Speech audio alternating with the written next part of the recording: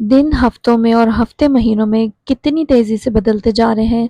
यूं ही कैलेंडर को देखते हुए तानिया को एहसास हुआ कि शायान को सखर गए 2 महीने से ज्यादा हो चुके थे, और इस तमाम अरसे में शायान की सूरत देखना तो दूर, इसने शायान की आवाज तक नहीं सुनी थी। हालांकि इसका दिल बहुत चाहा कम अज कम एक बार तो इसे फोन कर ले, मगर इसने सख्ती से खुद को रोक लिया। वो इतनी अर्जा भी नहीं थी। इंटरकॉम की बीप पर इसका ध्यान बटा था। हेलो। इंटरकॉम का बटन प्रेस करते हुए इसने कहा, मैडम, मिस फायजा आपसे मिलना चाहती हैं। हाँ, अंदर भेजो, और चाय भी। फायजा के नाम पर वो सीधी होकर बैठ गई। तानिया हैरान होकर फायजा के यूं ऑफिस आने की वजह सोचने लगी। चंद लम्हों बाद फायजा एकदम से इसके ऑफिस का दरवाजा खोलकर अंदर आई और आते ही बोली, शयान के फादर को हार्ट अटैक हुआ है। तानिया कितनी ही देर कुछ बोल ना सकी। फिर कोशिश करके इसने खुद को हिलने पर आमादा किया। वो ठीक है, समझो जान बची है। फायजा खुद भी परेशान नजर आ रही थी। ये भी बड़ी बात है। तानिया ने इसे दिलासा देने को कहा और फिर पूछा, अब इनकी कंडीशन कैसी है? अभी तो सुबह इन्हें रूम में शिफ्ट कर दिया गया है, परसों रात से तो आईसीयू में थे। तानिया को ख्याल आया कि वो जब से आई है खड़ी है। अच्छा, बैठ तो जाओ। नहीं, वो इसी तरह खड़ी रही। मैं अस्पताल जा रही हूँ, रास्ते में तुम्हारा ऑफिस आया तो सोचा तुम्हें इत्तला कर दूँ। मैं भी चलती हूँ तुम्हारे साथ, तानिया ने जल्दी से कहा, और फिर इंटरकॉम पर तारिक साहब को बैठने का कहकर अपने सामने रखी फाइलें समेटने लगी। यस मैडम, जरा देर में एक उधेड़ उम्र साहब ऑफिस में आए। तारिक साहब, ये फाइल मैंने देख ली है, जैसे ही पापा फैक्ट्री से आए साइन करवा लीजिएगा। और ये कोटेशन सुप्रीम कोर्ट कॉरपोरेशन को आज ही फैक्स हो जानी चाहिए, और अगर पापा मेरा पूछें तो कह दीजिएगा जरूरी काम से गई हूँ, एक आधे घंटे में आ जाऊंगी। जल्दी जल्दी बोलते हुए इसने 2 फाइलें इनको पकड़ाई, फिर बैग का स्ट्रिप कंधे पर डालकर मोबाइल और चाबियां उठाती फायजा को अपने पीछे आने का इशारा करती ऑफिस से निकल गई। फायजा के बैठते ही इसने गाड़ी आगे बढ़ा दी। कौन से अस्पताल में है? आगा खान। सड़क पर आते ही तानिया ने पूछा, और फायजा के जवाब पर वो खामोशी से ड्राइव करने लगी, मगर कुछ याद आने पर पूछा, शायान को पता है? अंकल को हार्ट अटैक हफ्ते की रात को हुआ था, और शायान हर वीकेंड पर कराची आता ही है। अंकल को अस्पताल भी वही लेकर गया था। तानिया ने हैरत से इसे देखा। शायान हर वीकेंड पर कराची आता है? हाँ, फायजा ने इनके लहजे पर ध्यान दिए बगैर कहा। बहुत परेशान है बेचारा। मुझे तो डर है कहीं खुद बीमार न पड़ जाए। अंकल से मोहब्बत भी तो बहुत करता है। परसों रात से हॉस्पिटल में है, एक पल के लिए नहीं सोया, न खाने का कुछ होश है। और वो तो शायान का अहवाल क्या सुनती। अभी तक इसकी हैरत ही खत्म नहीं हुई थी। फायजा जरा देर को खामोश हुई तो इसने फिर पूछा, फायजा, क्या वाकई शायान हर वीकेंड पर कराची आता है? हाँ बाबा, हर वीकेंड पर। वो तानिया की बार बार की तकरार से उलझ गई। अगर कोई जरूरी काम हो तो और बात है, वरना वो अपनी रूटीन नहीं बदलता। कमाल है। वो विंड स्क्रीन के पार देखकर बोली। फायजा को एकदम ख्याल आया और वो तेजी से इसकी तरफ मुड़कर बोली, क्या वो तुमसे नहीं मिलता? तानिया ने तल्ख से मुस्कुराहट के साथ नफी में सर हिलाया। फोन तो करता होगा। इस बार तानिया ने कोई जवाब ही नहीं दिया। फायजा चुप सी हो गई। वाह, शायान साहब, पास थे तो जलाते थे, दूर गए तो राख कर डाला। इस पर क्या शान बेनियाजी है कि मुड़कर खबर तक ना ली। मगर क्या मेरे रत जगे इतने ही बेअसर थे कि तुम्हारी नींद ना उड़ा सके? इसकी आंखों में चुभन बढ़ने लगी तो इसने डैशबोर्ड पर रखे सनग्लासेस उठाकर आंखों पर चढ़ा लिए। चोट तो लग चुकी, अब जख्म दिखाने का क्या फायदा। गाड़ी अस्पताल के सामने रुक गई। फायजा ने अपनी तरफ का दरवाजा खोला तो उतरने लगी, तो ध्यान आया वो अभी तक अपनी सीट पर है, और इसने इंजन बंद नहीं किया। तो वो पलट कर पूछा, तुम अंदर नहीं आओगी? तुम चलो, मैं थोड़ी देर में आती हूँ, बदस्तूर सामने देखते हुए बोली। और फायजा के उतरते ही वो जनाटे से गाड़ी भगाकर ले गई। काफी देर तक बेमकसद शहर की सड़कों पर गाड़ी भगाने के बाद भी खून के उबाल में कमी नहीं आई, तो थक कर इसने घर के रास्ते पर गाड़ी मोड़ दी। घर में दाखिल होते ही इसकी नजर मुलाजमा पर पड़ी तो इसे पुकार कर कहा, खतीजा, मैं अपने कमरे में जा रही हूँ और कोई डिस्टर्ब ना करे। फिर वो रुकी नहीं और सीधी अपने रूम में आ गई। जज्बाती टूट फूट के बाद अब इसके आसाब शिकस्ता होने लगे थे। इस पर हिजान तारी था। दरवाजा लॉक करके इसने हाथ में पकड़ी हर चीज बेड पर फेंकी और खुद कारपेट पर घुटनों के बल गिर पड़ी। हौले हौले लरसते हुए खुद कलामी कर रही थी, मेरा एतबार तोड़ने की तुम्हारे पास कोई वजह नहीं थी शायान। अगर कोई वजह होती तो तुम मुझसे लड़ते, मुझे इल्जाम देते, मगर तुम तो बिना कुछ कहे ही पलट गए, लफ्जों का आजार दे जाते। मैं कब तक तुम्हारी खामोशी सुनूं? कुछ तो बोला होता शायान। मैं समझा लेती खुद को कि तुमने धोखा दिया है, मगर अब क्या करूं? खुद को कैसे समझाऊं? अब इसकी आवाज बुलंद होती जा रही थी। दर्द से फटते अपने सर को दोनों हाथों से पकड़े इसका गला रुंध गया। कसूर तुम्हारा नहीं, गलती मेरी है। मैंने क्यों तुम पर एतबार किया? मैंने क्यों तुमसे मोहब्बत की? क्यों मैं आज भी तुमसे मोहब्बत करती हूँ? जब साथ ही नहीं देना था तो क्यों तुम मेरे पास आए? अगर जाना ही था تم میری زندگی سے، تم میرے دل میں آنے کا تمہیں کیا حق تھا؟ پاس آ کر دور جانے کا، جھلک دکھا کر چھپ جانے کا کھیل بہت بار کھیلا ہوگا۔ وہ اب چلا رہی تھی۔ بہت سو کو تڑپایا ہوگا، بہت ہوں گی جو تمہارے لیے روتی ہوں گی، مگر میں تانیہ فاروقی ہوں، ان بہت سی لڑکیوں سے بہت الگ۔ مجھے تڑپتا دیکھنے کی تمہاری خواہش کبھی پوری نہیں ہوگی شایان۔ نہ میں تڑپوں گی نہ میں روں گی۔ تم وہ نہیں جس کے لیے میں خود کو برباد کر لوں۔ وہ کہہ تو رہی تھی کہ وہ روئے گی نہیں، مگر دونوں بازو سختی سے اپنے گرد لپیٹ کر، پیشانی گھٹنوں سے ٹکا کر گٹی بنی وہ پھوٹ پھوٹ کر رو رہی تھی۔ سورج ڈھل چکا تھا اور کمرے میں اندھیرا بھرنے لگا تھا، لیکن تانیہ نے لائٹ جلائی نہ پردے سمیٹے۔ وہ بے حس و حرکت اونھے منہ کارپیٹ پر سمٹ کر لیٹی تھی۔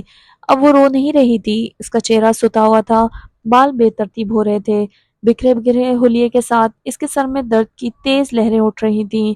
کئی گھنٹوں تک رونے کی وجہ سے وہ تھک چکی تھی، اور اب اس میں اتنی طاقت بھی نہیں تھی کہ اٹھ کر بیڈ کے دراز سے پین کلر ہی نکال لے۔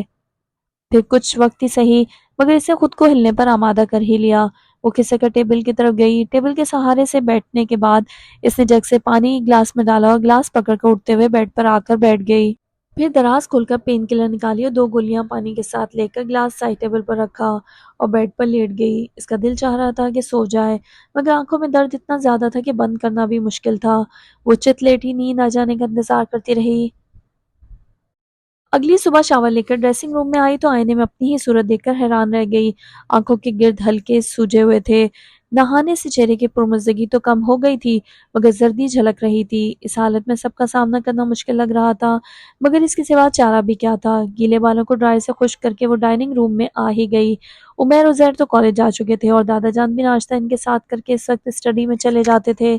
مریم البتہ نور الہدیٰ کے ساتھ ہی ناشتہ کرتی تھیں، اور جب سے تانیہ نے آفس جانا شروع کیا تھا وہ بھی ان کے ساتھ ڈائننگ ٹیبل پر موجود ہوتی۔ نور الہدیٰ اس پر نظر پڑتے ہی چونک گئے۔ انہوں نے مریم کی طرف دیکھا۔ ان کے تاثرات بھی نور الہدیٰ سے مختلف نہیں تھے۔ بہادر، میرے لیے چائے لے آؤ۔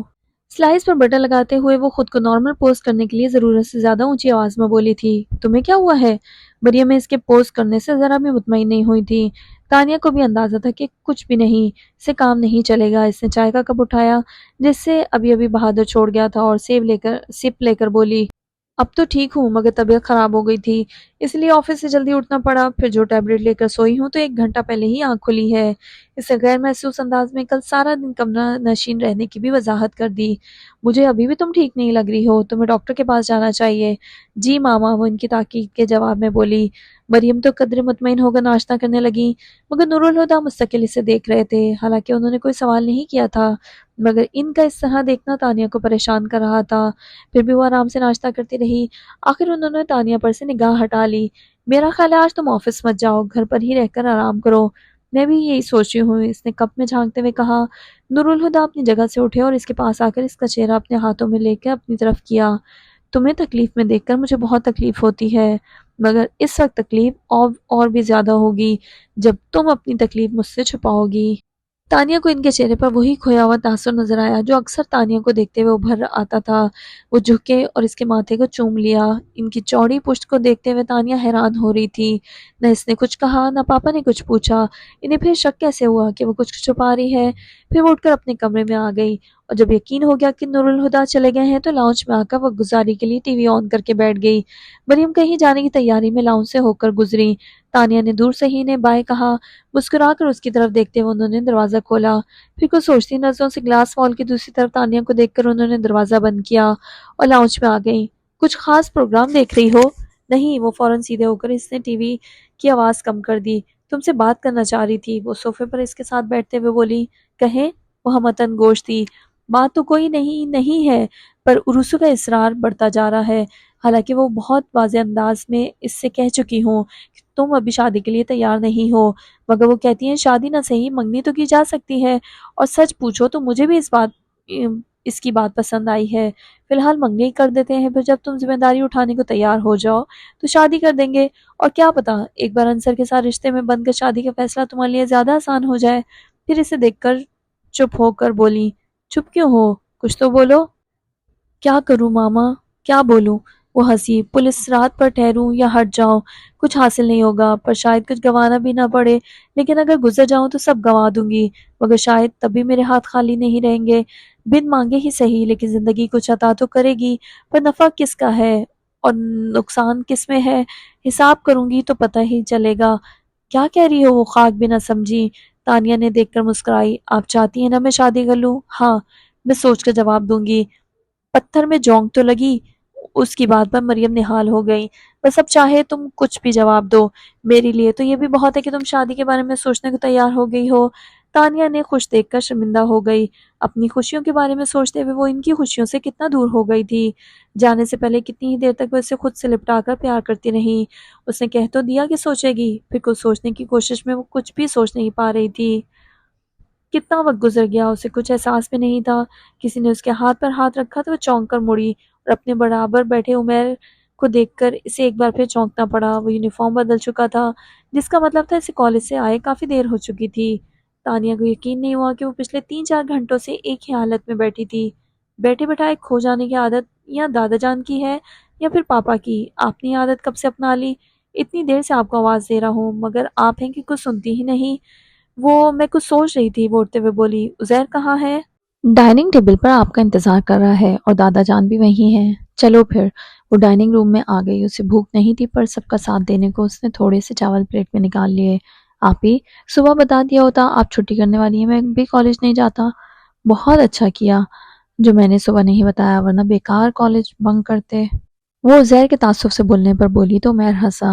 یوں بھی اس کے ساتھ پورا دن بتانا آسان نہیں، وہ تو میری ہی ہمت ہے جو اسے جھیل لیتا ہوں۔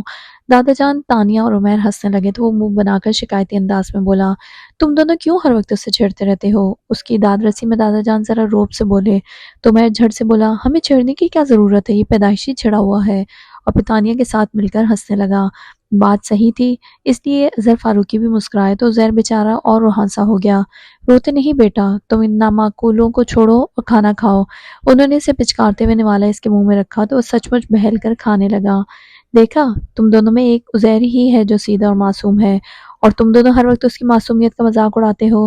عزیر نے یوں گردن کڑا کر دیکھا جیسے اظہر فاروقی نے اسے کوئی اعزاز بخشا ہو، اور اس کی اس حرکت پر وہ دونوں اور بھی ہنسنے لگے۔ وہ بھی ایک سہانی شام کا منظر تھا۔ گرم گھاس پر بھری ہوئی ٹرے تھامے وہ سہج سہج قدم اٹھاتی لان میں رکھی چیئرز کی طرف بڑھتی چلی جا رہی تھی، جن پر براجمان اظہر فاروقی اور نور الہدیٰ دنیا و ما فیہا سے بے خبر نہ جانے کن باتوں میں الجھے تھے۔ ان دونوں نے ہی اس کی آمد کو محسوس نہیں کیا تھا، بلکہ نور الہدیٰ تو اس وقت چونکے جب ٹرے رکھنے کے لیے جھکتے ہوئے اس کا کاسنی دوپٹہ شانے سے سرک کر گھٹنے پر رکھے ان کے ہاتھ پر آ پڑا۔ اس نے ایک ہاتھ سے دوپٹہ کندھے پر ڈالتے ہوئے دوسرے ہاتھ میں بڑا سا کپ اٹھا کر بابا جان کی طرف بڑھایا، مگر انہوں نے ہاتھ میں پکڑا اخبار ایک دم سے ہی اپنے سامنے پھیلا لیا۔ وہ سن سی ہو گئی۔ یہ ہو ہی نہیں سکتا تھا کہ اظہر فاروقی نے اسے اپنی طرف کب بڑھاتے نہ دیکھا ہو۔ نور الہدیٰ کو بھی ان کی یہ حرکت اچھی نہیں لگی تھی۔ وہ خود کو بولنے سے روک نہ پائے۔ بابا جان، وہ آپ کو کب پکڑا رہی ہے؟ اظہر فاروقی نے ذرا سا اخبار کا کونا نیچا کرتے ہوئے سرسری سے انداز میں کہا۔ ٹیبل پر رکھ دو نا بیٹا، اور پھر سے اخبار اپنے سامنے کیا۔ اس نے کپ ان کے سامنے رکھا اور اسی خاموشی سے کرسی پر بیٹھ گئی۔ اس کا چہرہ پتھر کی طرح بے جان تھا۔ ہر بار اپنے نظر انداز کیے جانے پر اس کی کیفیت اتنی ہی شدید ہو جایا کرتی تھی۔ نور الہدیٰ اس کی اس قدر حساسیت پر اکثر حیران اور کبھی کبھی تو پریشان ہو جاتے۔ اسے اس ٹرانس سے باہر لانے کے لیے نور الہدیٰ نے کپ اٹھا کر اس کے سامنے کیا اور اپنی عادت کے مطابق بشاشت سے بولے، کیا شام کی چائے پینا بھی چھوڑ دیا ہے؟ اس نے چونکتے ہوئے ان کی طرف دیکھا اور سادگی سے مسکراتے ہوئے ان کے ہاتھ سے کپ لے کر گھونٹ گھونٹ پینے لگی۔ گھر میں بیکار بیٹھ کر کیا کرو گی؟ تم یونیورسٹی میں ایڈمیشن کیوں نہیں لے لیتی؟ انہیں لگتا تھا اس کی حد سے بڑی ہوئی حساسیت کی وجہ تنہائی ہے۔ حالانکہ گھر میں بابا جان اور خود وہ موجود تھے، مگر نور الہدیٰ اپنی مصروفیت کی وجہ سے اسے ٹھیک سے ٹائم نہیں دے پاتے تھے، اور بابا جان گو کہ ریٹائرڈ تھے مگر الگ تھلگ رہنا پسند کرتے تھے۔ انہوں نے سوچا یونیورسٹی جانے سے اس کی تنہائی ختم ہو جائے گی اور پھر شاید اس کی جذباتیت بھی ختم ہو جائے گی، مگر اس نے فوراً ہی ان کے خیال کو مسترد کر دیا۔ بی اے کر لیا کافی ہے، مجھے آگے نہیں پڑھنا۔ یہ کیا بات ہوئی؟ وہ ٹوک کر بولے۔ بس۔ کچھ سمجھ نہیں آیا تو اس نے کندھے اچکا دیے۔ بس کیا؟ وہ کبھی کبھار ہی بڑے پن کا روب جھاڑتے تھے، اور جب ایسا کرتے بڑے آرام سے مروب ہو جاتی تھی، جیسے ابھی ہو گئی تھی۔ وہ اسی لہجے میں بولے، میرا خیال ہے ایڈمیشن تو اوپن ہو چکے ہوں گے، میں کسی دن فارم لے آؤں گا، تم بس فل کر دینا۔ مگر ہادی بھائی، مجھے آگے نہیں پڑھنا، منمنائی۔ کیوں؟ ان کا انداز ہنوز وہی تھا۔ مجھے کورس کی کتابیں اچھی نہیں لگتیں، بڑا معصوم سا انداز تھا۔ نور الہدیٰ مسکرا دیے۔ پھر کیا اچھا لگتا ہے بتاؤں؟ وہ اسی بھول پن سے جوش میں بولی۔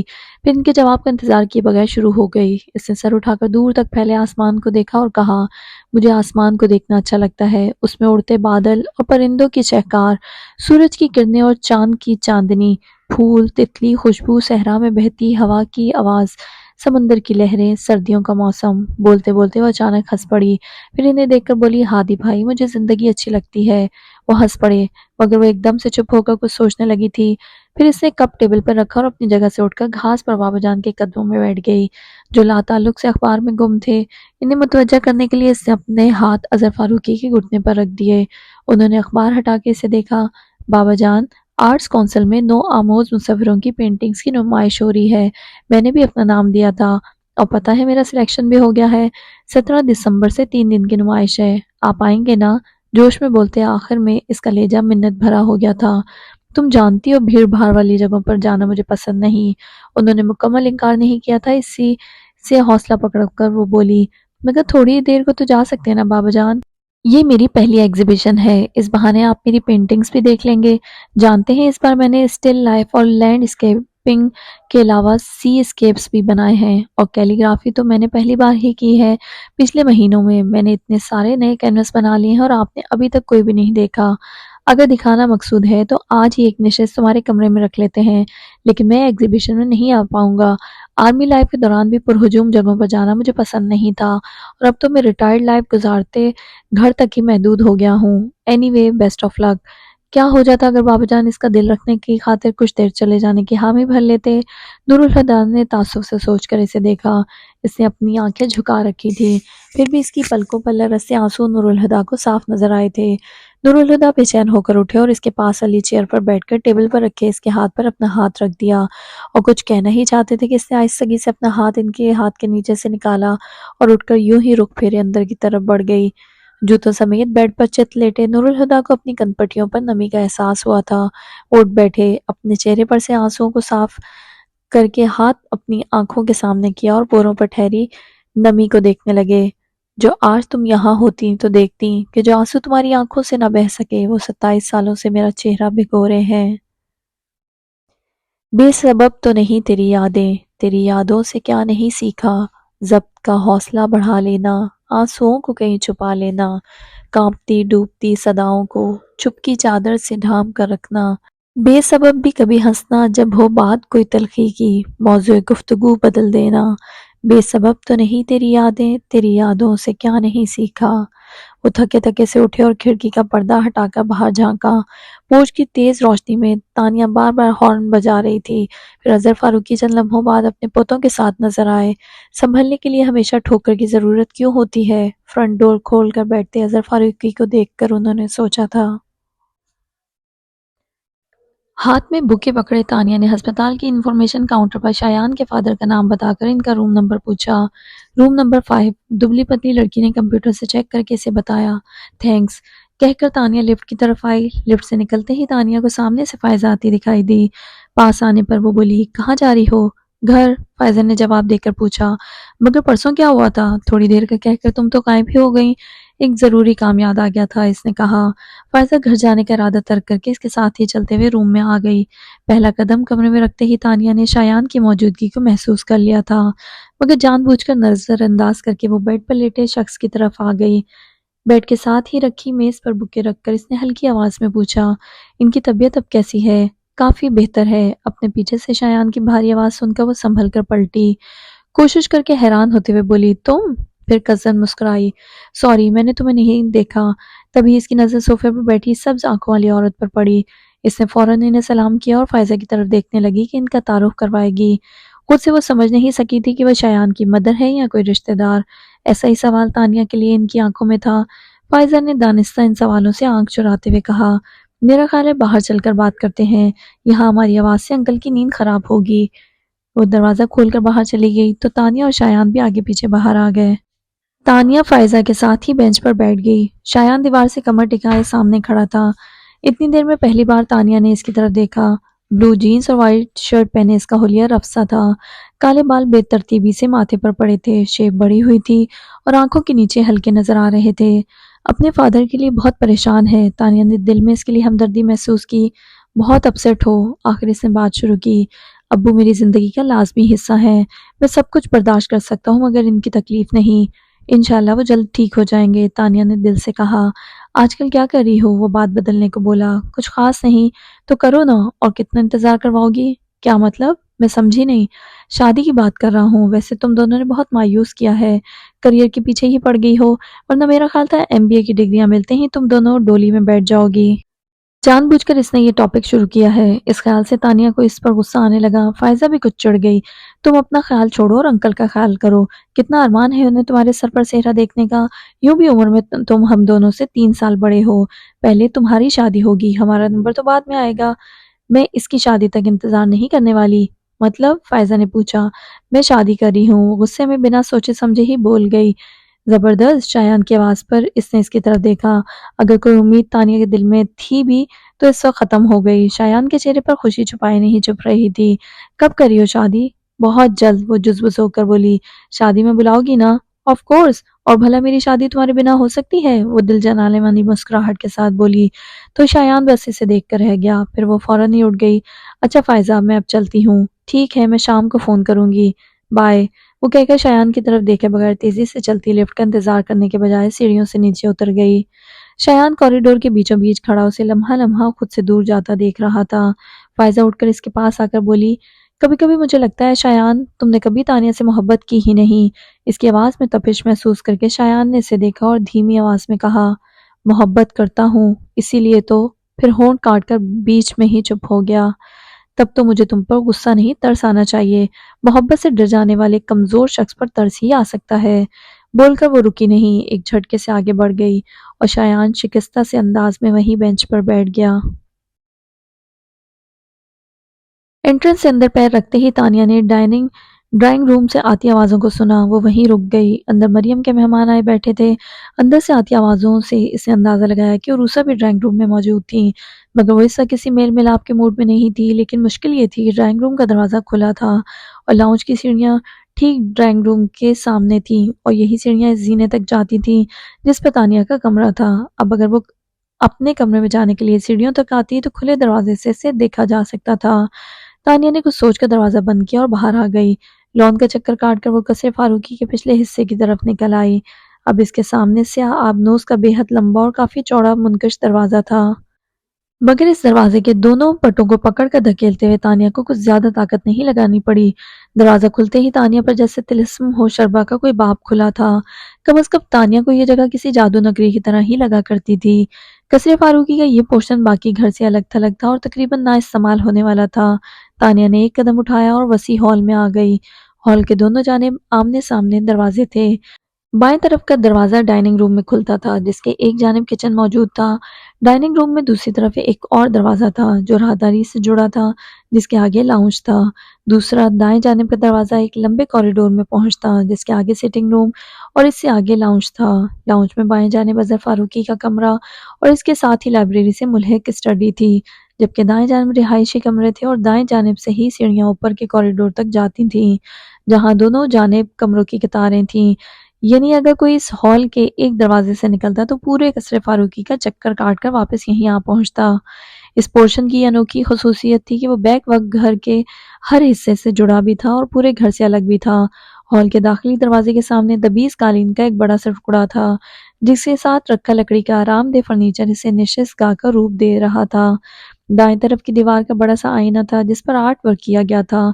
आईने के नीचे एक छोटी मेज के साथ 2 कुर्सियां थीं, जबकि हॉल की बाकी दीवारों पर भी कई तरह की पेंटिंग्स आवेजा थीं और छत से बड़ा सा झूमर लटक रहा था। नाक की सीट में थोड़ा आगे जाकर सीढ़ियां थीं, जिनके बाएं जानिब एक ऊंचा लकड़ी का स्टूल था जिस पर घूमने वाले डायल्स के साथ पुरानी तर्ज का फोन रखा था, मगर इस फोन का कनेक्शन निकाल दिया गया था। सीढ़ियों के ऊपरी जीने के सामने एक दरवाजा था जिसके दोनों पटों से लटकती जंजीर में ताला लगा था। तानिया ने हमेशा यही सुना था कि वो कमरा स्टोर रूम है। ये जगह इतनी कुशादा थी और दरवाजे से सीढ़ियों का फासला इतना ज्यादा था कि जीने वाले कमरे की बालकनी इमारत के सामने की तरफ से दाएं जानिब खुलती थी। ویسے تانیہ کے لیے تو اسٹور روم میں بالکنی کی موجودگی کافی حیران کن تھی، جبکہ بالکنی میں بڑا سا لکڑی کا جھولا تھا اور چھت سے ونڈ چائمز لٹک رہے تھے جن کا مدھر سنگیت چاندنی رات میں مبہوت کر دیا کرتا تھا۔ اور اضافی حیرت کی بات تو یہ تھی کہ بالکنی میں رکھے گملوں میں لگے پودے اور مارننگ گلوری کی خوبصورت بیل ہری بھری تھی، لیکن تانیہ نے کبھی کسی کو انہیں پانی دیتے نہیں دیکھا تھا۔ گھر کے کسی فرد سے تو پوچھنا ہی بیکار تھا، مگر نوکروں سے بھی ایک آدھ بار اس نے جاننا چاہا تو انہوں نے صاف انکار کر دیا کہ وہ کبھی اس کمرے میں نہیں گئے۔ اس ہال کے تمام دروازے، سیڑھیوں اور زینوں کی ریلنگ، حد تو یہ ہے کہ تمام فرنیچر بھی منقش آبنوسی لکڑی کا تھا۔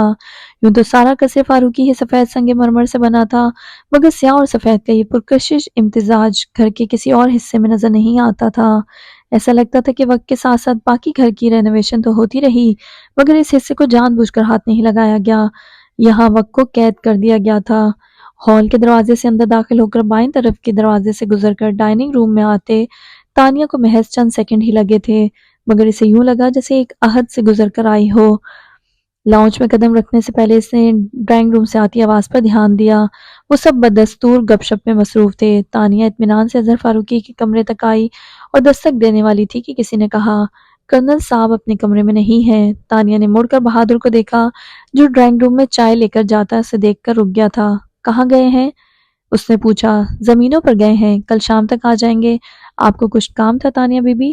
نہیں، تم جاؤ، تانیہ نے اسے جانے کو کہا، پھر خود ہی سے آواز دے کر روک لیا۔ بہادر؟ جی تانیہ بی بی۔ وہ روبوٹ کی طرح واپس مڑا۔ جب مہمان چلے جائیں تو مجھے بتا دینا، میں دادا جان کے کمرے میں ہوں۔ ٹھیک ہے جی، وہ کہہ کر چلا گیا تو تانیہ دروازہ کھول کر کمرے میں آ گئی۔ کچھ دیر تک تو وہ یوں ہی کھڑی رہی جیسے سوچ رہی ہو اب کیا کرے، پھر اس نے ہینڈ بیگ بیڈ پر ڈالا اور خود بھی جوتے اتار کر آرام سے لیٹ گئی۔ وہ جس زاویے سے لیٹی تھی آتے چاند کے اوپر لگی تصویر اس کی آنکھوں کے سامنے تھی۔ کرنے کو اور تو کچھ تھا نہیں، وہ یوں ہی اس تصویر کو دیکھنے لگی۔ یہ تصویر کسی 19-20 سال کی نوجوان لڑکی کے چہرے کا کلوز اپ تھی۔ کشادہ پیشانی پر تیکھے ابرو کمان کی طرح کاٹ دار تھے، بڑی بڑی سنہری مائل غلافی آنکھیں جن پر خمدار پلکوں کی گھنی جھالر تھی، ستواں ناک، گال سرخی مائل بھرے بھرے تھے، ہونٹ گداز اور تھوڑی قدرے باریک تھی۔ چہرے کی رنگت کندنی تھی جس کے اطراف میں شہد جیسی رنگت والے سلکی لمبے بال بکھرے ہوئے تھے، کانوں میں موتیوں کے آویزے لٹک رہے تھے اور کندھوں پہ پڑا سفید دوپٹہ بھی نظر آ رہا تھا۔ وہ جو بھی تھی بلا شبہ حسین تھی، مگر حسن بھی تو دو طرح کا ہوتا ہے۔ کچھ چہرے ایسے ہوتے ہیں جن کو دیکھتے ہی آنکھیں چندھیا جاتی ہیں کیونکہ کچھ اور نظر ہی نہیں آتا، پھر جب وہ آنکھوں سے اوجھل ہو جاتے ہیں تو ذہن یوں ہڑبڑا کر جاگتا ہے جیسے نیند سے جاگا ہو، پھر جتنی بار انہیں دیکھا جائے اپنی کشش کھوتے جاتے ہیں۔ البتہ کچھ چہرے ایسے بھی ہوتے ہیں جو آنکھوں کو چندھیاتے نہیں، باندھ لیتے ہیں، یوں کہ پھر کسی اور کی طرف دیکھنے کو دل ہی نہیں چاہتا، پھر چاہے وہ آنکھوں سے اوجھل ہو جائیں ان کا اثر باقی رہتا ہے، اور جتنی بار وہ سامنے آئیں لگتا ہے پہلی بار دیکھ رہے ہیں۔ اس لڑکی کا چہرہ بھی ان چہروں میں سے تھا جن سے نظر نہیں ہٹتی، بالکل اسی طرح جیسے اب تانیہ کی نظر نہیں ہٹ رہی تھی۔ تانیہ نے کئی بار دیکھا تھا کہ اظہر فاروقی کسی بت کی طرح بیٹھے گھنٹوں اس تصویر کو تکا کرتے تھے۔ ان کی محویت پر تانیہ کو حیرت ہوا کرتی تھی، لیکن اب خود اس تصویر کو دیکھتے ہوئے بالکل محو ہو چکی تھی۔ مگر اس کی محویت کی وجہ محض اس لڑکی کا حسن نہیں تھا۔ تانیہ نے وہ تصویر تو سینکڑوں بار دیکھی تھی، مگر تصویر والی کو کبھی نہیں دیکھا تھا، پھر بھی پتہ نہیں کیوں اسے یہ چہرہ بہت مانوس لگتا تھا۔ اس کے ذہن میں وہ سوال سر اٹھا رہے تھے جو بچپن میں اس تصویر کو دیکھ کے اس کے ذہن میں آتے تھے۔ وہ کون ہے؟ اس کی تصویر اس گھر میں کیوں لگی ہے؟ اس کا اس گھر کے مکینوں سے کیا تعلق ہے؟ مگر تانیہ جانتی تھی کہ ان سوالوں کو سوچ لینا جتنا آسان ہے، ان کے جواب جان پانا اتنا ہی مشکل۔ اسے یاد تھا ایک بار جب وہ بہت چھوٹی تھی تو اس نے مریم سے پوچھا تھا، ماما وہ لڑکی کون ہے جس کی تصویر دادا جان کے کمرے میں لگی ہے؟ تمہیں اس کے بارے میں جاننا ہے؟ وہ ایک دم غیظ و غضب سے بولی۔ تانیہ نے چاہا انکار کر دے مگر ننھی سی بچی سہم کر ہاں میں سر ہلا بیٹھی۔ پھر کیا تھا؟ مریم نے جھپٹ کر اس کا بازو اپنی آہنی گرفت میں لے لیا اور اس کے گالوں پر تھپڑوں کی بارش کر دی۔ نورالہدیٰ نے مریم کو اس حرکت پر ڈانٹا اور کونے میں کھڑی دہشت سے کانپتی تانیہ کے پاس آئے۔ وہ اس قدر خوفزدہ ہو چکی تھی کہ رو بھی نہیں پا رہی تھی اور رونے کی کوشش میں اس کے حلق سے لایعنی آواز ہی نکل رہی تھی۔ 5-6 سال کی بچی کو گود میں اٹھا کر وہ صوفے پر آ بیٹھے۔ کتنی ہی دیر تک نورالہدیٰ اسے اپنے سینے سے لگائے تپکتے رہے۔ وہ کبھی اس کے بالوں میں انگلیاں چلاتے، کبھی اس کے مسلے گئے گالوں پر پیار کرتے۔ بہت دیر بعد کہیں جا کر وہ نارمل ہوئی تھی، مگر اس کے ذہن میں خوف بیٹھ چکا تھا۔ پھر کچھ دن بعد اظہر فاروقی نے اسے بہت نرمی سے سمجھایا کہ وہ کبھی تصویر والی لڑکی کے بارے میں کوئی بات نہیں کرے گی۔ اس کا خوف کچھ اور گہرا ہو گیا۔ پھر اسے خوف کے مارے کبھی اس لڑکی کا ذکر نہیں کیا۔ وقت کے ساتھ ساتھ تانیہ کا خوف تو ختم ہو گیا، مگر وہ یہ بھی سمجھ گئی کہ وہ لڑکی چاہے جو بھی ہو، اس کا ذکر شجر ممنوعہ ہے۔ پھر ایسے سوال کرنے کا کیا فائدہ جن کا جواب نہ ملے؟ یہ سوچ کر اس نے کبھی اس لڑکی کے بارے میں اپنے ذہن میں تجسس پیدا نہیں ہونے دیا۔ بھلا اگر دادا جان کے کمرے میں کسی لڑکی کی تصویر لگی ہے تو لگی رہے، کیا فرق پڑتا ہے؟ ایک دم سے تانیہ کو احساس ہوا جیسے وہ اس لڑکی کے بارے میں سوچ کر اپنا وقت ضائع کر رہی ہے۔ وہ بیزاری سے رخ بدل کر اٹھ بیٹھی۔ کوئی فائدہ نہیں، کوئی کبھی نہیں بتائے گا کہ یہ کون ہے۔ اس نے کوف سے اپنا سر جھٹکا اور بیڈ سے اٹھنے ہی والی تھی کہ ٹھٹک کر رک گئی۔ اس کی نظر دادا جان کی اسٹڈی ٹیبل پر رکھی ریڈ ڈائری پر اتفاقاً ہی پڑ گئی۔ لوگ ڈائری لکھتے ہیں مگر اس نے دادا جان کو ہمیشہ ڈائری پڑھتے دیکھا تھا۔ دیکھوں تو اس ڈائری میں کیا لکھا ہے؟ اس کے اندر تجسس جاگا۔ ٹیبل سے ڈائری اٹھا کر وہ دوبارہ بیڈ پر آ بیٹھی۔ تکیہ رکھ کر نیند دراز ہوتی وہ ڈائری کا پہلا صفحہ کھول کر پڑھنے لگی۔